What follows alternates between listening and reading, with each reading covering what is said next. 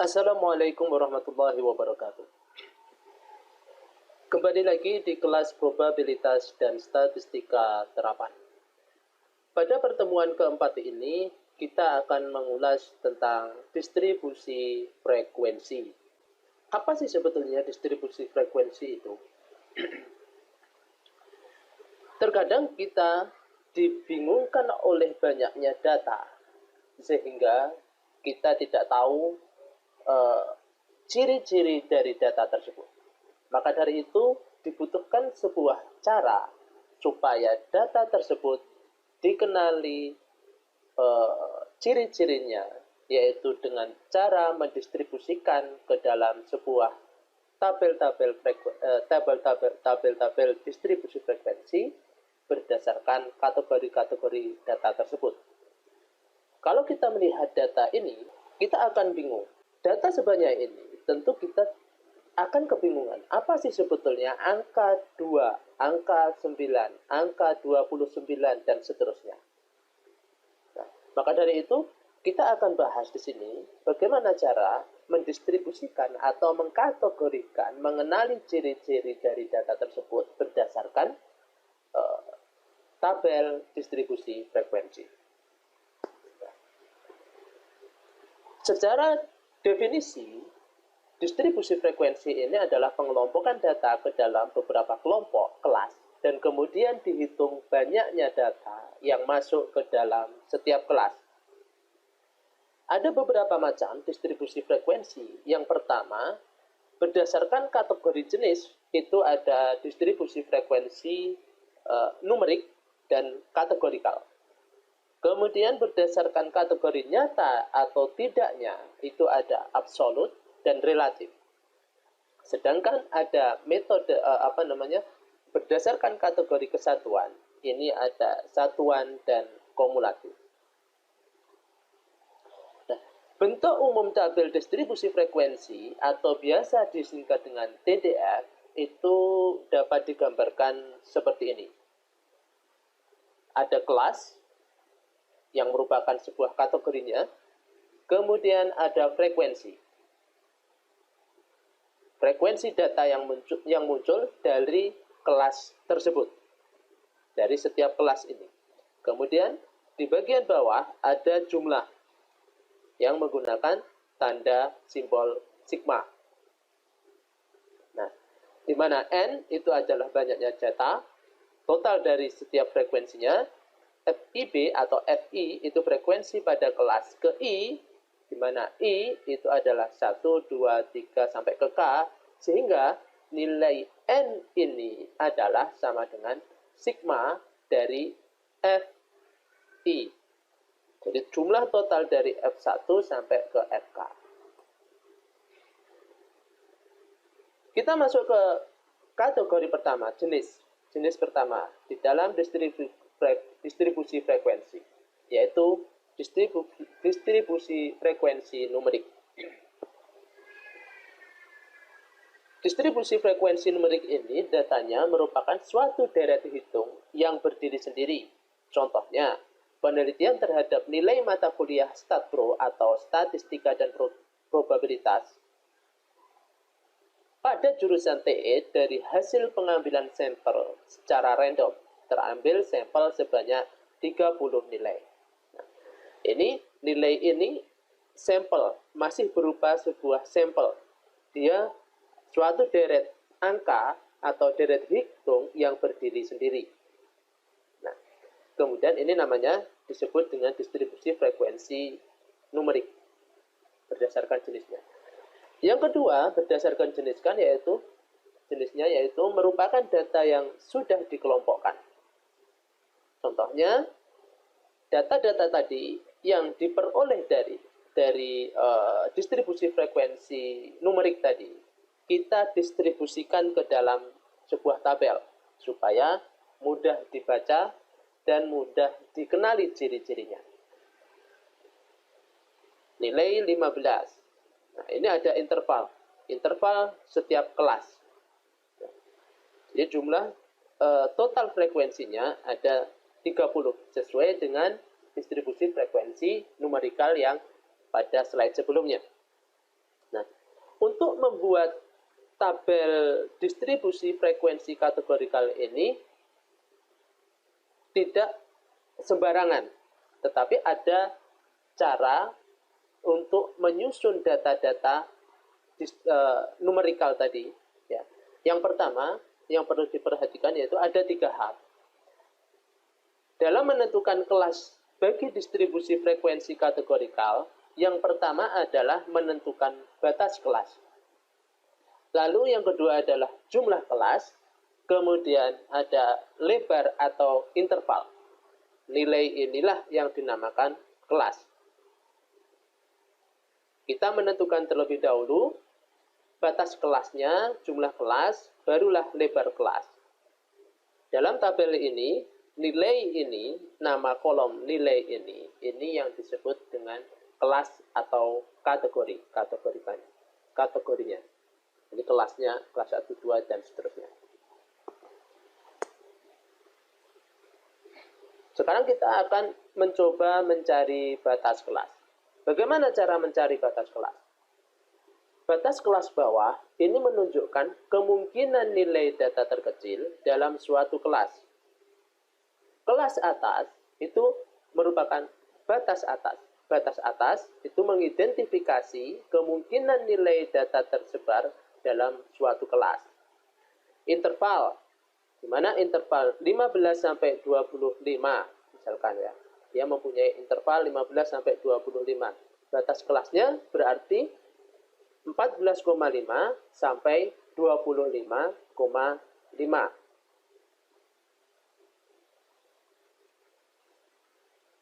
Di mana 14,5 ini itu sama dengan batas bawah, 25,5 itu adalah batas atas. Untuk menentukan ini, batas kelas ini, langkah pertama yaitu urutkan dari yang terkecil hingga yang terbesar. Misalkan, data yang kita peroleh tadi, 30 data distribusi frekuensi numerikal, yang secara acak, ya, 30 data tadi ya, kita urutkan berikut ini, seperti berikut ini. Mulai angka yang terkecil, 15, ada berapa? 2, 20, 25, dan seterusnya. Sampai jumlahnya ada 30. Kemudian langkah yang kedua, itu adalah tentukan nilai maksimum dan nilai minimum. Nilai minimumnya itu adalah 15. Ya.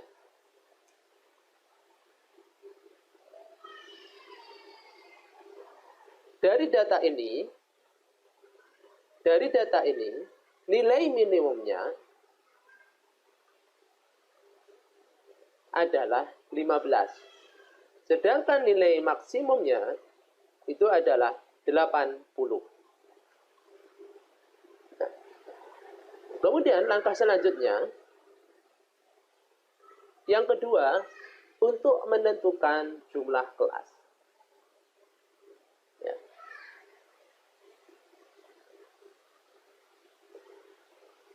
Jumlah kelas itu dirumuskan dengan K sama dengan 1 plus 3,3 log N. Di mana notasi K ini merupakan banyaknya kelas, terus kemudian N itu sama dengan banyaknya nilai observasi. Contohnya, misalnya banyaknya data atau N itu sama dengan 30, ya. Ini N ini adalah data sebelumnya tadi. Nah, ini. Kita kembali lagi. Data ini. Data ini. Ya. Data banyaknya ini sebanyak 30. Nah, misalnya banyaknya data atau N sama dengan 30, maka K itu sama dengan 1 plus 3,3 log 30. 1 plus 3,3 dikali 1, 478. Jadi log 30 itu adalah nilainya ini. Sama dengan 1 plus 4,878 akan didapatkan 5,877. Maka dia dibulatkan menjadi 6. Nanti di dalam tabel ada 6 kelas. Jadi kita lihat tabel sebelumnya. Nah, kelas-kelas ini dicari berdasarkan rumus K sama dengan 1 plus ya, K1 plus 3,3 log K log N tadi. 3, 4, 5, 6. Nah, ini nanti akan didapatkan jumlah dari kelas tadi.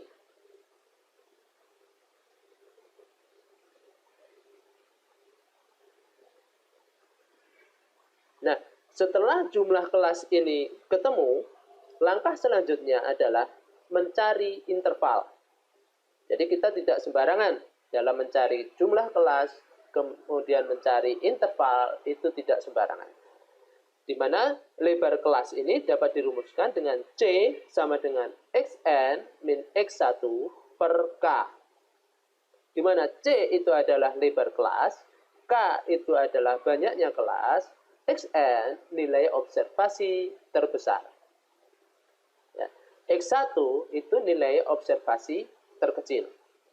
Misalkan contohnya di sini nilai observasi terbesarnya adalah 80. Dari 30 data pada slide sebelumnya tadi ada 30 data numerikal ya.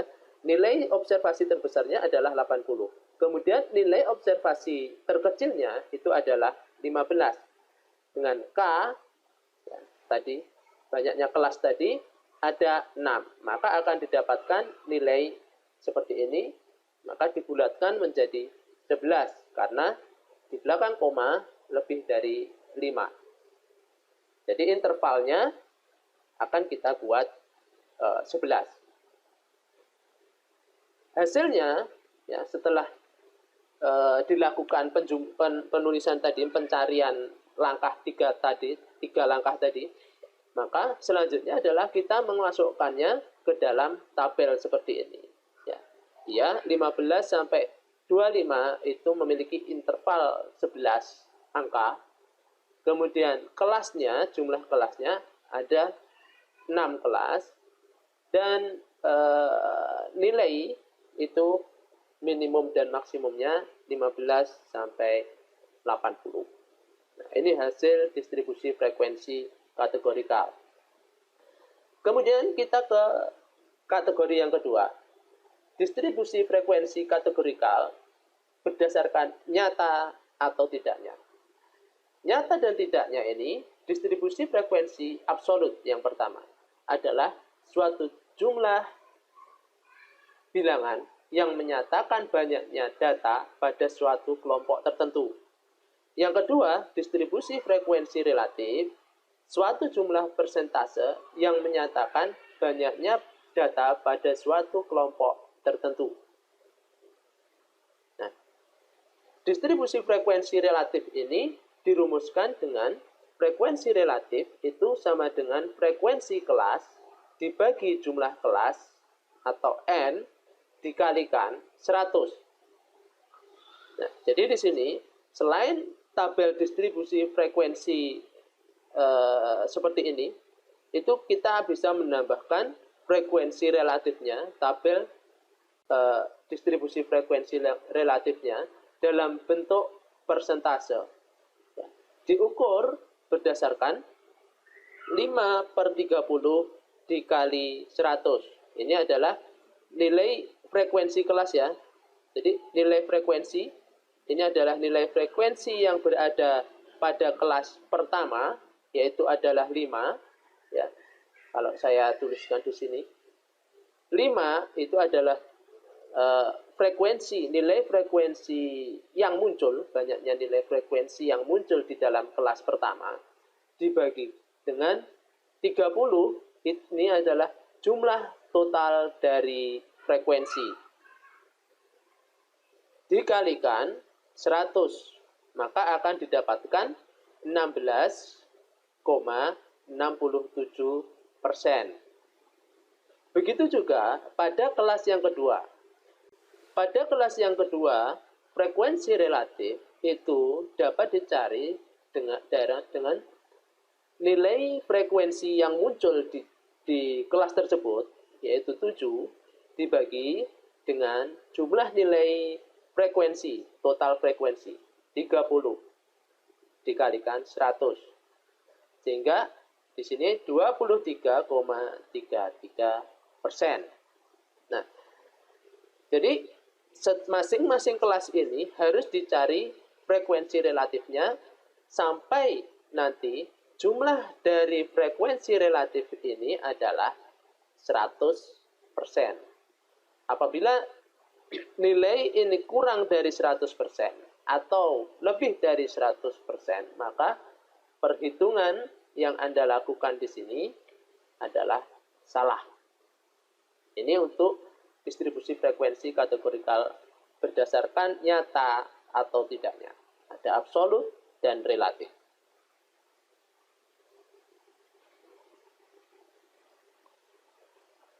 Kemudian distribusi frekuensi berdasarkan satuan dan kumulatif. Distribusi frekuensi satuan itu adalah frekuensi yang menunjukkan berapa banyak data pada kelompok tersebut. Seperti ini. Ya.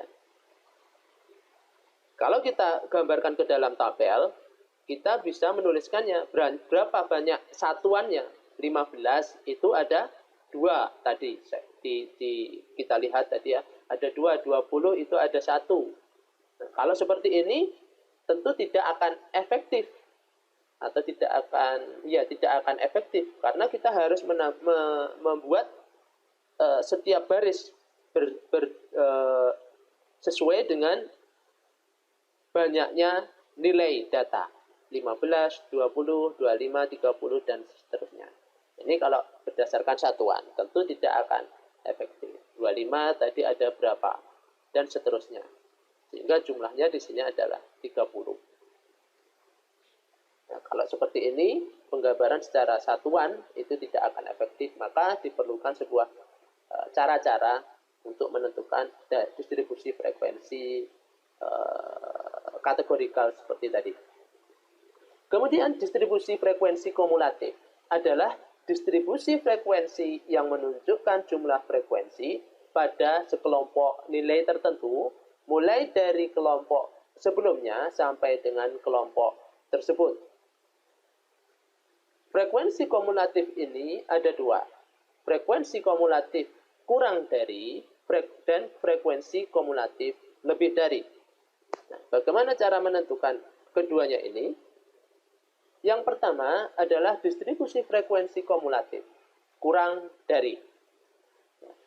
Distribusi setelah kita menambahkan frekuensi relatif, kita temukan, kita cari frekuensi kumulatif kurang dari.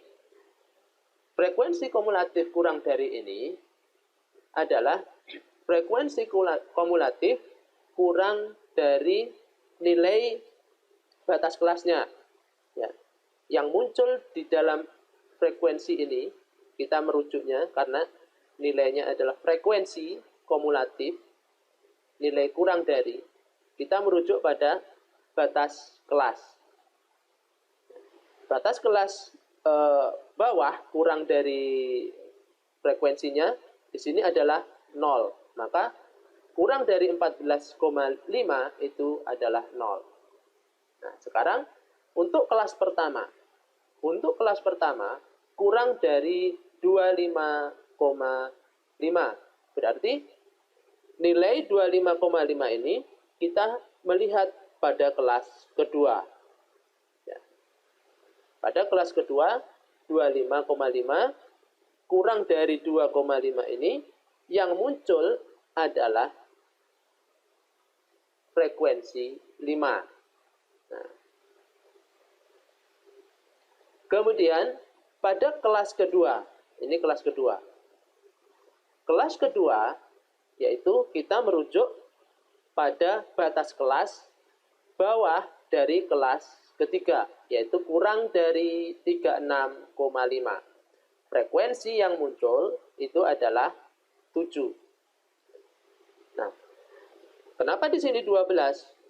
Karena tabel ini atau kolom ini disebut dengan frekuensi kumulatif kurang dari. Jadi kurang dari yang muncul sebelum data ini, data pada kelas ketiga. Jadi artinya bukan 7 lagi, tetapi 7 ditambah dengan 5 sama dengan 12.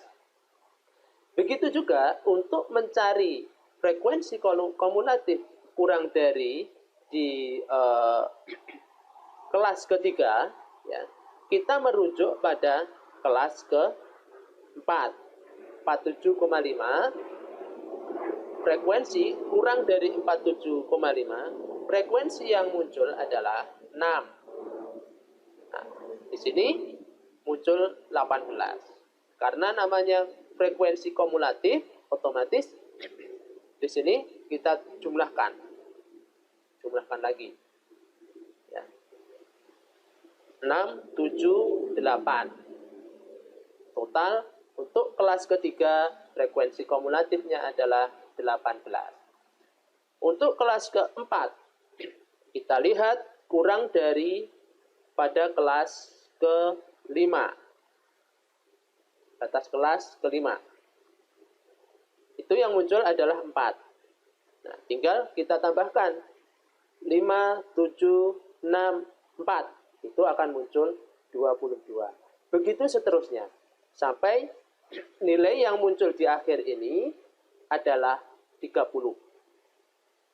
Ya, kurang dari 80. Berarti kan di sini kurang 80,5. Artinya jumlah ini di total semua hasilnya adalah 30. Kalau kurang dari, itu sama dengan dari 30.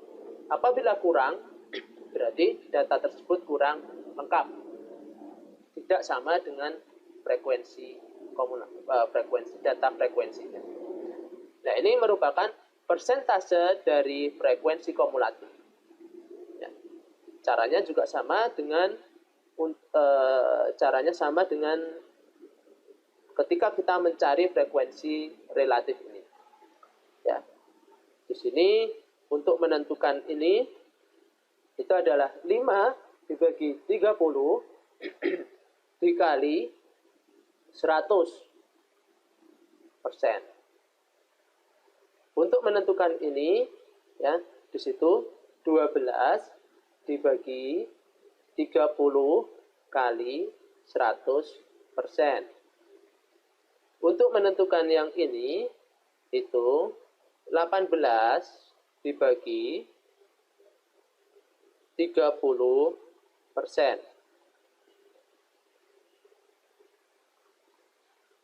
dikali 100%. Ini juga sama.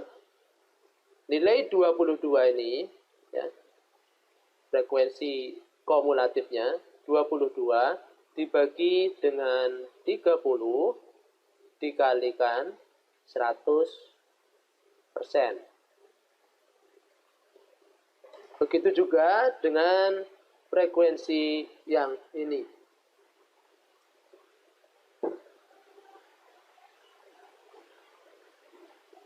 Nah, itu cara mencari frekuensi kumulatif kurang dari. Selanjutnya, distribusi frekuensi kumulatif lebih dari. Frekuensi kumulatif lebih dari berarti tandanya di sini berubah, ya, lebih dari. Lebih dari berarti acuan kita adalah mulai dari atas ke bawah, frekuensi lebih dari, ya, mulai dari atas ke bawah. Ini frekuensinya lebih dari nilai batas kelas 14,5, itu frekuensi yang muncul adalah 30. Kita tuliskan 30. Kemudian untuk mengisi pada kelas pertama, kita lihat di lebih dari 25,5. Ya, 25 sampai ke sini. Ya, berarti nilai 7 ditambah 6, ditambah 4, ditambah 3, ditambah 5. Ya, berarti pada kelas pertama ini frekuensi kumulatifnya lebih dari itu sebesar 25. Nah, untuk menentukan frekuensi kumulatif lebih dari di kelas kedua ini juga sama. Acuan kita adalah lebih dari batas kelas lebih dari 36,5. Berarti kita acuannya adalah kelas ketiga. Lebih dari 36,5.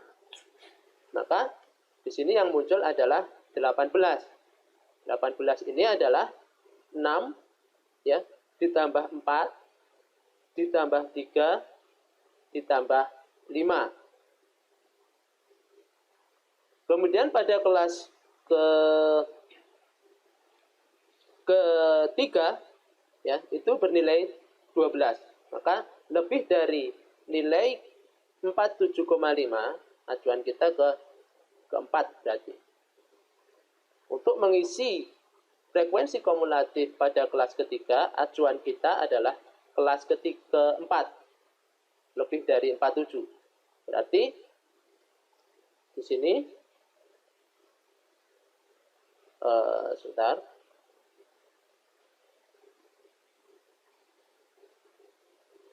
Di sini acuannya adalah mulai dari keempat. Nilai 4 ditambah 3 ditambah 5. Nilainya adalah 12. Begitu juga pada kelas yang keempat. Ya, kelas yang keempat ini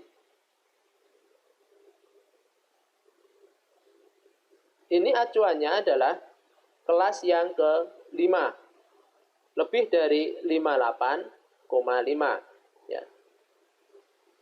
Nilainya 8, berarti otomatis 3 ditambah 5. Untuk mengisi kelima, kelas kelima ini acuannya adalah pada baris atau kelas ke-6 ya, kelas ke-6 acuannya lebih dari 80,5.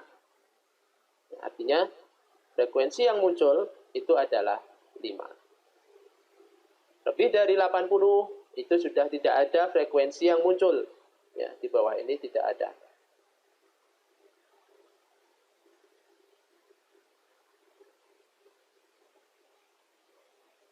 Tuh.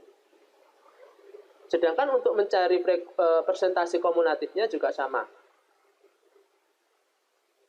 Seperti itu. Sini berarti yang kita cari 30 dibagi 30 dikali 100% sama dengan 100%. Ya. Untuk yang kelas pertama itu 25 dibagi 30 dikali 100 sama dengan 83,3%. Dan begitu seterusnya untuk mencari persentase kumulatif dari frekuensi kumulatifnya.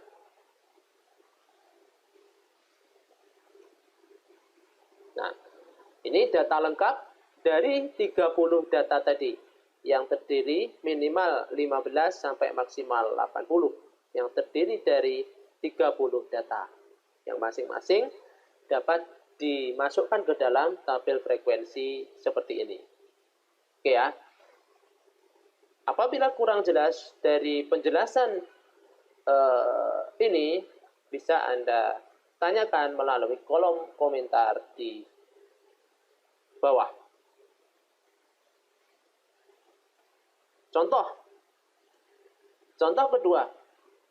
Berikut ini adalah data penjualan komputer setiap tahunnya pada sebuah perusahaan IT di Pekanbaru. Ada datanya, acak seperti ini ya. Jadi data ini adalah 1, 2, 3, 4, 5, 6, 7. Berarti ada 14. Total datanya, data satuannya itu ada 14 data. Nah, sekarang perintahnya sebagai contoh, buatlah tabel distribusi frekuensi kategorikal. Kemudian, tabel distribusi frekuensi relatif. Lalu, tabel distribusi frekuensi kumulatif kurang dari, tabel distribusi frekuensi kumulatif lebih dari. Perintahnya. Penyelesaian dari data ke-14 tadi, ke-14 data tadi, yang pertama, kita urutkan data seperti pada contoh yang pertama. Urutkan data dari yang terkecil hingga yang terbesar. 23, 32, 36. Nah, ini data yang sudah diurutkan dari ke-14 data tadi sampai data yang 95.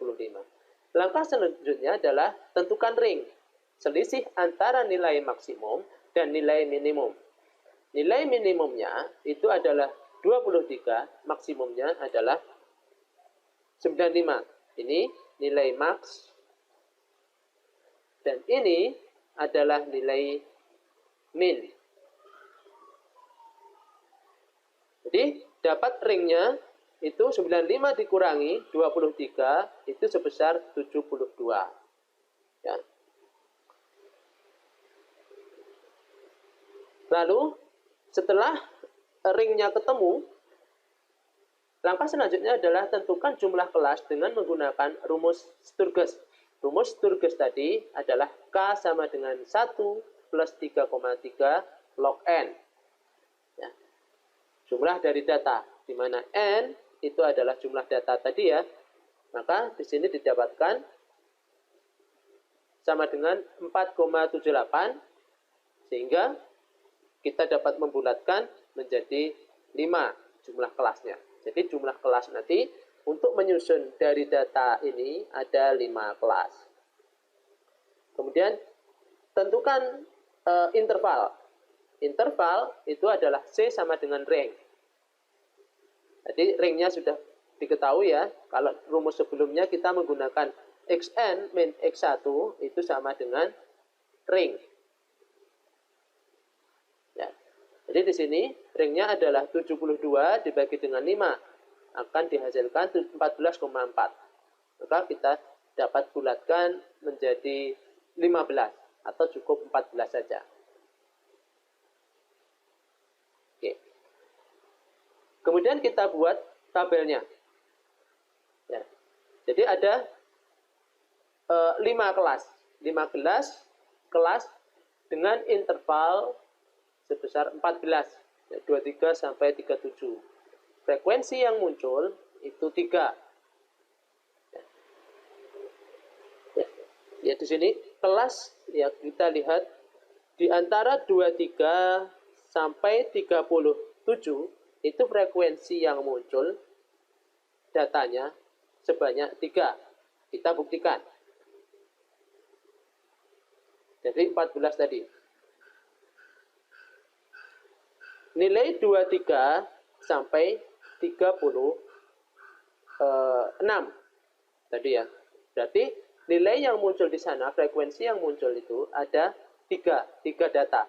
1, 2, 23 itu sendiri, kemudian nilai 32, kemudian nilai 36. Jadi ada 3 frekuensinya.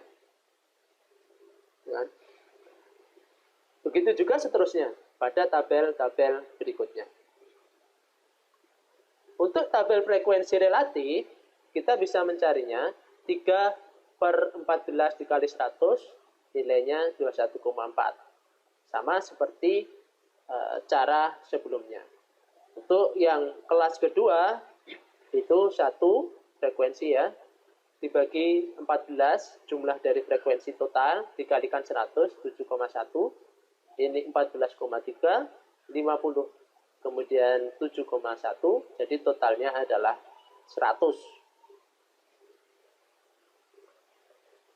Nah, tabel distribusi frekuensi kumulatif kurang dari.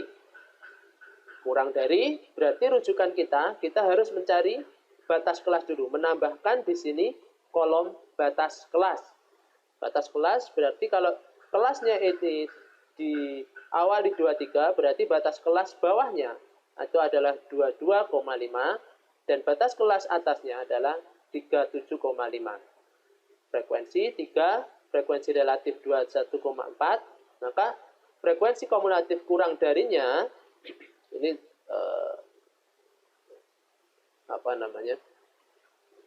terbalik tandanya. Ini kurang dari ini yang muncul adalah frekuensinya 0. Ini.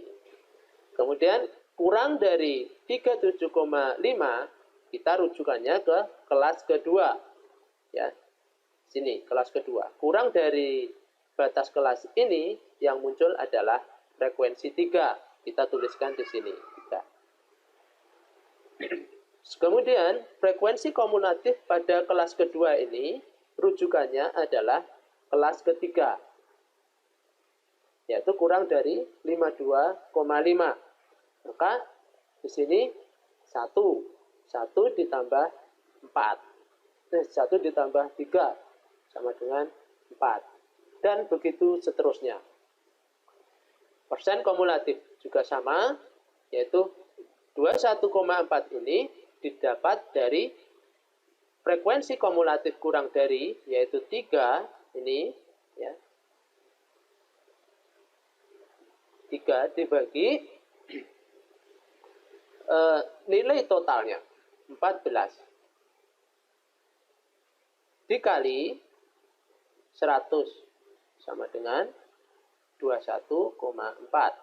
Begitu juga pada kelas kedua, persentase kumulatif kelas kedua itu 4/14 dikalikan 100 kali sama dengan 28,6. Dan begitu seterusnya. Tabel distribusi frekuensi kumulatif lebih dari. Seperti yang saya jelaskan di atas tadi, lebih dari berarti kita lihat seperti ini ya, lebih dari. Data yang di atas 22,5. Jadi rentang 22,5 sampai 97,5. Jadi datanya ada 14 totalnya. Nah, sekarang kalau kita lihat pada kelas pertama, lebih dari 37 ke ini ya, 37 ke 97,5. Berarti dilihat frekuensinya 1, 2 ditambah 2 ditambah 7 ditambah 1. Artinya di sini berjumlah pada kelas pertama itu frekuensi kumulatif lebih darinya itu adalah 11. Nah, untuk mencari persentase kumulatifnya juga sama. Di sini 11 dibagi 14 dikalikan 100. Itu sama dengan 78,6. Begitu seterusnya. Yang saya contohkan pada contoh pertama. Itu tadi cara menghitung distribusi frekuensi. Nah, sekarang di dalam menyajikan distribusi frekuensi ini, selain menggunakan data grafik dan grafik yang sudah saya jelaskan di pertemuan sebelumnya dan tabel, itu dapat disajikan dengan menggunakan histogram. Kemudian ada polygon frekuensi dan ada OGIF. Grafik data kuantitatif 1 dengan menggunakan histogram. Histogram ini adalah grafik di mana kelas disajikan dalam sumbu X horizontal. Sedangkan frekuensi relatif dan persen disajikan pada sumbu Y vertikal. Nah, histogram di sini. Jadi di sini itu adalah sumbu Y. Ini adalah sumbu ini adalah Y, ini adalah X. Kemudian histogram ini frekuensi relatif atau persen direpresentasikan dengan tinggi bar. Nah, tinggi bar ini menunjukkan sebuah frekuensi yang muncul. Pada histogram, bar atau batang itu harus saling berhimpit dengan yang lain. Ya, kita bisa berhimpit. Satu dengan yang lainnya berhimpit. Histogram. Kemudian ada poligon. Poligon ini adalah grafik yang dibuat dengan menggabungkan antara titik tengah bagian atas bar suatu histogram dengan garis lurus. Grafik poligon frekuensi ini dapat digunakan untuk merepresentasikan data yang bersifat kontinu, rasio, dan interval. Gambarnya semacam ini. Lalu ada yang ogif. Ogif ini kurva yang menunjukkan distribusi frekuensi kumulatif dengan menggabungkan garis lurus dan titik atas tepi atas kelas. Biasanya digunakan untuk merepresentasikan data sensus penduduk, perkembangan dan penjualan saham, dan lain sebagainya. Bentuk kurva ini semakin naik ke arah kanan sumbu X. Kemudian ogif sendiri ini disebut dengan poligon frekuensi kumulatif.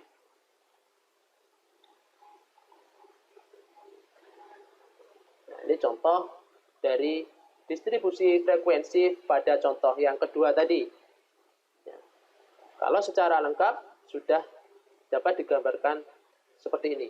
Mulai dari frekuensi relatif dalam bentuk persentase, kemudian frekuensi kumulatif kurang dari persentase kumulatif, kemudian frekuensi kumulatif lebih dari persen kumulatifnya berapa.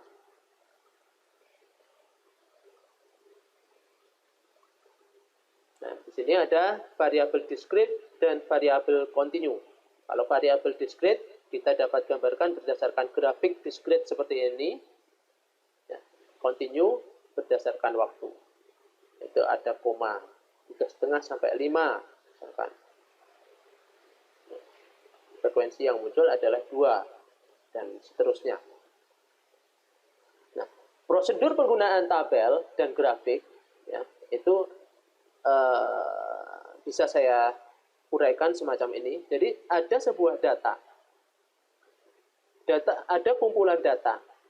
Data ini berupa data kualitatifkah atau data kuantitatif? Kalau dia data kualitatif, kita bisa membuatnya lagi, membaginya lagi menjadi sebuah metode tabel atau metode grafik. Kalau dia digambarkan dalam metode tabel, itu kita dapat menggambarkannya ke dalam distribusi frekuensi untuk yang data kualitatif ya. Kemudian distribusi frekuensi relatif, persentase distribusi frekuensi, tabulasi silang. Kalau metode grafik yang cocok untuk data kualitatif ini adalah grafik batang dan grafik lingkaran. Nah, kemudian kalau data tersebut diolah ke dalam data kuantitatif, berupa data kuantitatif, maka dalam penyajiannya metode grafik itu dapat digambarkan ke dalam plot titik, histogram, ogif, diagram scatter. Kalau di dalam tabel, ya tabel distribusi frekuensi, frekuensi relatif, kumulatif, dan sebagainya. Nah, itu tadi penjelasan mengenai distribusi frekuensi. Apabila ada pertanyaan, silahkan bertanya di kolom komentar atau forum statistik. Terima kasih untuk kali ini. Selamat belajar. Assalamualaikum warahmatullahi wabarakatuh.